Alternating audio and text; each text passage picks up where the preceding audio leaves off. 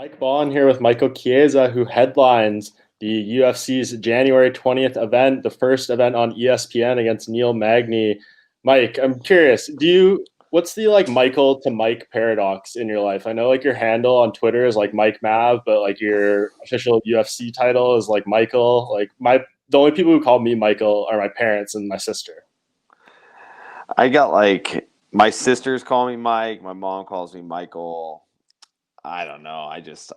I like rope. I came up with my Twitter name a long time ago and just never really changed it. I just kind of left it, kept it short and sweet. But Mike or Michael doesn't matter to me. Mikey, not a big Mikey guy, but if it Jenna Ben calls me Mikey, I let it slide. But other than that, Mike or Michael, it's all good. My dad would tell you otherwise. If you called me Mike, my dad would be like, that's not the name on his birth certificate." Yeah, the Mike Mav has a better ring to it for social than Michael Mav, I think though. Say again, you sounded like a pile of static there. I said So Mike Mav has a better ring than Michael Mav. there you go. Yeah, it does. Mike Mav 22 kind of has a little ring to it, a little Mike Mav. So that works.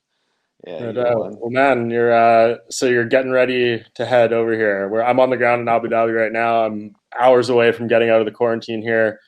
How excited are you to make this trip? Super excited. It's my third time going to Abu Dhabi in a year span. I went there to corner my teammate Austin at a UAE Warriors event, and that was my first taste of Abu Dhabi, and I fell in love with it. And then I got to go there for 3 weeks for that last stint on Fight Island. Fell in love with it even more. And honestly, when I was there that last time, I was like, "This is where I want to fight. I've never competed overseas. I love the culture over there. I love how respectful the people are. They're very humble. They're very generous, and they're just good. It's just a good environment over there. So I'm excited. I get to go over there and compete in a main event, nonetheless. So it's very good. It's very very good. I'm very excited. Yeah, and there will be a couple fans. What did you think when you heard of that news that they're going to be, it's not going to be a full house or anything, but it sounds like there might be like a couple thousand or something. I think that's great. Fans are what make this sport possible for us. We wouldn't be able to make a living doing this, me and you, if the fans weren't as engaged as they are. If the fans weren't buying tickets, buying pay-per-views, subscribing to streaming services, things of that sort, this wouldn't be possible for us to do what we do for a living. So I have a lot of gratitude for the fans. I'm very thankful for them, and I think it's awesome that we're going to get a small number of them that are going to be able to attend the event. And it was nice that the tickets were like fairly reasonably priced. Like it's not like they're like, we're going to allow 2,000 people, but every ticket's 20 grand. They released a limited amount of tickets and they're priced reasonable. So I think that's great. You know what I mean? It'll be cool to have some fans in attendance. I wasn't expecting that. I was expecting to kind of be in that environment like I saw in the Flash Forum. So it's going to be great. Yeah, did any part of you want to experience that? I mean, I guess you've kind of been there, done that with the Ultimate Fighter, so you know what the no crowd situation is like. It's not that I wanted to, but I was just pretty much like I was expecting it. You know what I mean? And that's all fine and dandy. You know what I mean? Like you said, I went through 13 weeks on Ultimate Fighter. I kind of I knew what to expect. And when I worked the fights in Las Vegas, doing the analyst work, we don't get to watch the fights live. We're like in a back room. So when we were in Abu Dhabi, being at the Flash Forum, like I got to be in the arena and got to see the fights live. So I kind of knew what to expect, and so it wasn't really a huge factor for me. I just was more like an expectation. I was just kind of like expecting to be fighting in that kind of situation, but I'm not. There's going to be a few fans in attendance, so hopefully they get rowdy, and it'll be fun. Yeah, it's going to be almost a year to the day between fights, man. I mean, I know like 2020 brought challenges for everyone. We don't really need to like go into the pandemic stuff, but just going through this whole year in between fights, like, is there some added nerves to coming back? Do you just feel more ready than ever? What's kind of the mindset and physical feeling coming into the? I mean, you hit the nail on the head. It's the latter of the two. I feel great. You know what I mean? I'm not even going to get into the pandemic stuff. I mean, that was challenging for everybody. I had to have surgery, and the surgery was another challenge in itself. Surgery is never fun, whether it goes good or bad. It's never fun, and mine went not good. And I was able to bounce back and be as healthy as I am now. And it's been great going through a training camp. The year off was actually good for me, honestly. I mean, I put a lot into these training camps. I put a lot of stress on my body. I fought Carlos. I fought Carlos Diego and RDA within like a 12.5 month span. And, I tore my labrum after during the Condit fight, tore my labrum, had to deal with that through the Diego camp, had time to kind of fix it for RDA, had the broken nose for RDA, and then, the lingering knee injury and stuff. So I was able to like take this year to just like fix my body. And I can honestly say going into this fight that I'm healthy and I'm injury free and I don't have any, I pushed as hard as I could possibly push. And I made it to this moment talking to you, getting ready to board a flight for Fight Island. And I don't have a stitch of tape, a bandage. There's no injuries. There's nothing. You know what I mean? So I'm very healthy going into this fight. And this year off was good for me. Not that I wanted it. If I could go back and do it over again, I'd rather not have had a year off. I would have rather kept grinding. But maybe it was better for me to have to take that time before I got back in there.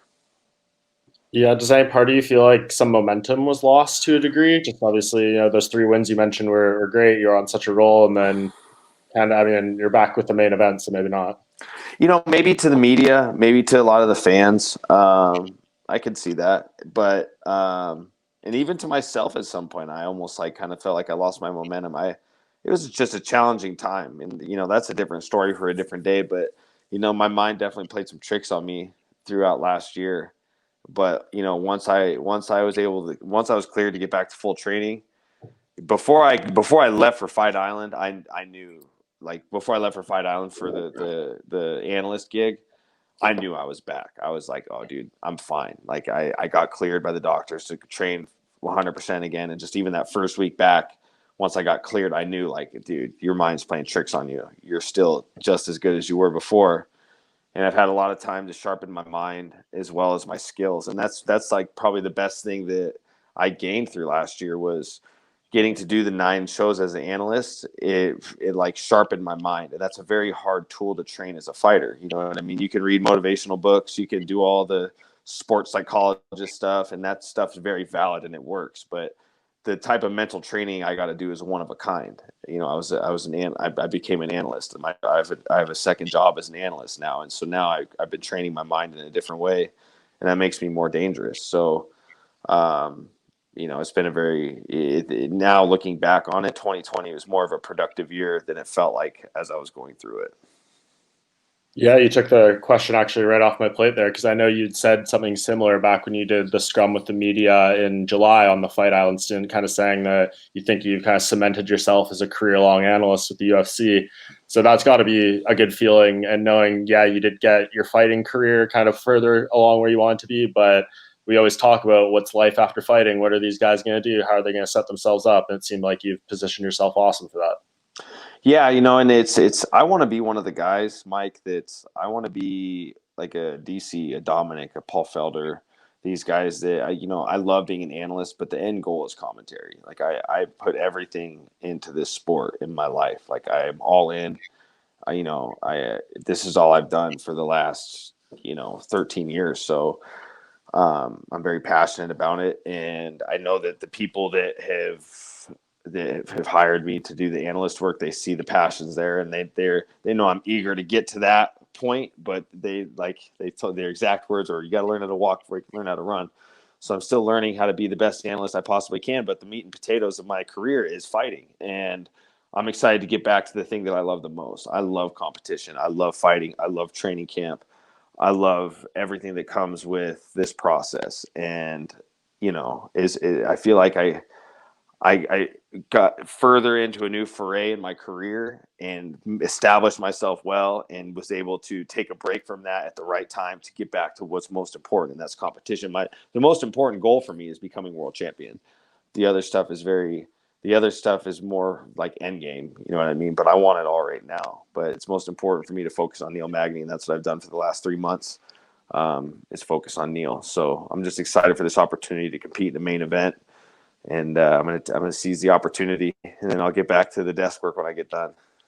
Yeah, absolutely. And let's talk about that. At what point, obviously, the main event was supposed to be Leon Edwards and Hamzat Chimaev for this card. They hit you up, 5 rounds. I'm sure, you get a little extra cash to be the main event too. Was this completely acceptable, perfect for you scenario? I mean, 5 rounds to come back instead of 3, you had no issues with all that is probably great, right? Honestly, you saying that's the first time it's ever really been brought to my attention in that perspective. You know what I mean? I've not one time been like, oh, I don't know if I want to come back and do 5 rounds after a year. You know what I mean? This is the first time it's ever been brought to my attention. So obviously, not a worry in my mind. Once by the time I got the call, by the time I woke up to the news of Chimaev being out, and within hours, I knew I was in the main event against Neil Magny. So there was never a point, obviously, just with everything I just said, there's never a point where I was like, do I want to do this? It's been so long since I fought. It's like, hell no, dude, I'm in freak shape. I feel good. I have no injuries. I'm pushing harder than I ever have in training.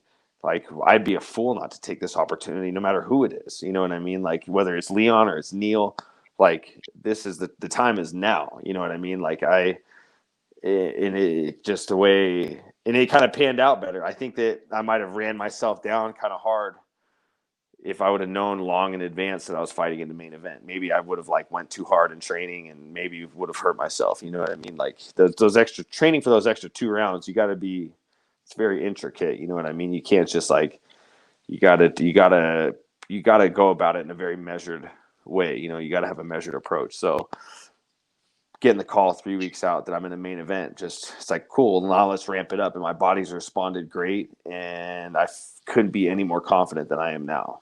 You know, so I feel good going into this main event, given the circumstance. It's funny that I never even thought of it like that. When you're like, were you worried that it's a 5-round fight, given it's been a year? I'm like, never thought of that. Yeah, well, that goes to show that you're ready to go. Did they ever Yeah. mention, I know Leon was kind of in the comments when the news broke that I pushed to fight Magny or Chiesa. Did they ever come to you with that, or was it just you guys are the main event and none of that was even brought to your attention as a possibility? My manager reached out after I'd already read the news.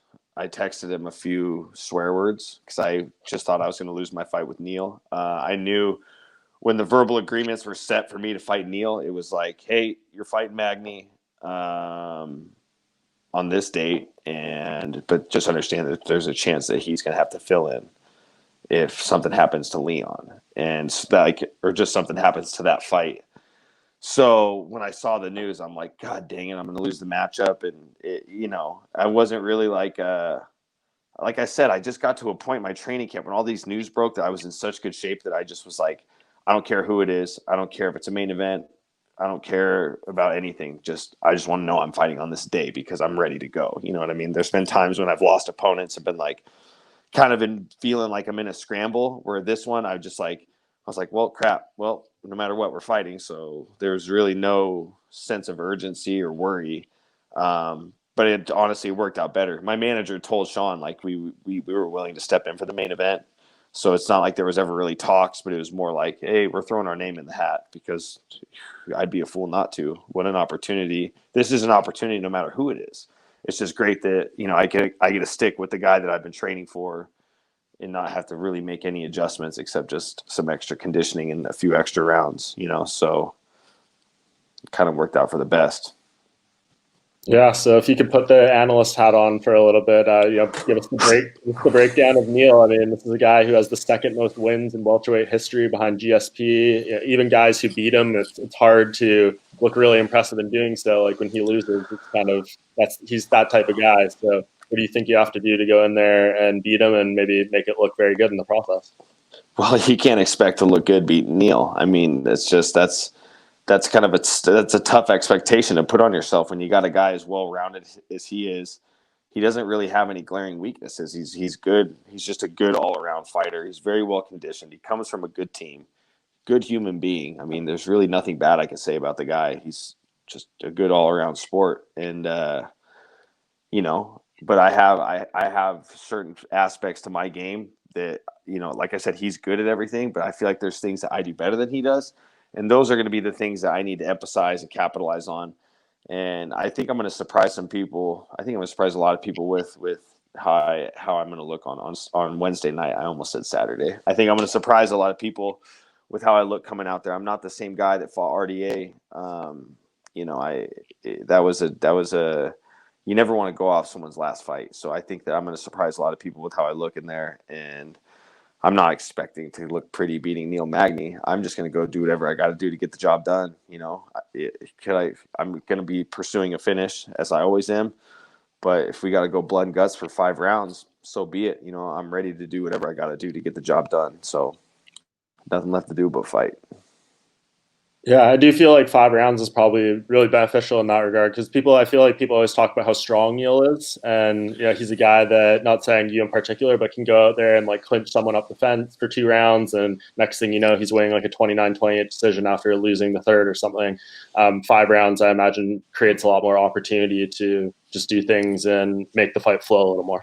Yeah, you know, it's definitely more opportunity for both of us to show our whole games. You know what I mean? And I know he's a strong guy, but you know, I'm a totally different animal at 170 pounds, and there's a lot of things I do well that he hasn't had to deal with yet, and vice versa. I mean, this kind of goes both ways. You know, it's like I don't really feel like either of us have any glaring advantage over one another. I feel like it's a very evenly matched fight. So you know, it's going to be one of those things where the best thing I could do is just focus on the fight. That's why it's like I tell people all the time, usually I have like a name in mind for what comes next, or I'm kind of thinking about other things outside of the fight in a good way, not like lack of focus, you know what I mean? But this is a fight where I'm like, I've been so zoned in on this guy and just like laser focus on just Neil Magny, just because I know how evenly matched this fight is. Like I gotta be on my A game when that octagon door closes. So I know I have the tools to get the job done, and I know that my body, my mind are ready and willing to go to whatever bounds I need to beat this guy. So whether it's a finish or it's a 5-round decision, I'm confident I can get the job done. And when you finish fights, you obviously have a tendency to do it with the rear naked choke. Only 2 people with more of those than you in UFC history: Damian Maia and Kenny Florian. You have 5. Maia has, I believe, 9. Florian has 7. Are you going to set that record for most rear naked choke wins by the time this year is over, or what? I don't know, man. It's funny. I used to get asked that question a lot when I was kind of on that hot streak there at 155 with getting guys with that RNC, but I don't really. It's just this fight, man. I haven't been thinking about any of the small goals or anything like that. I've just been really focused on the task at hand. I think that that's the best thing I can do this fight.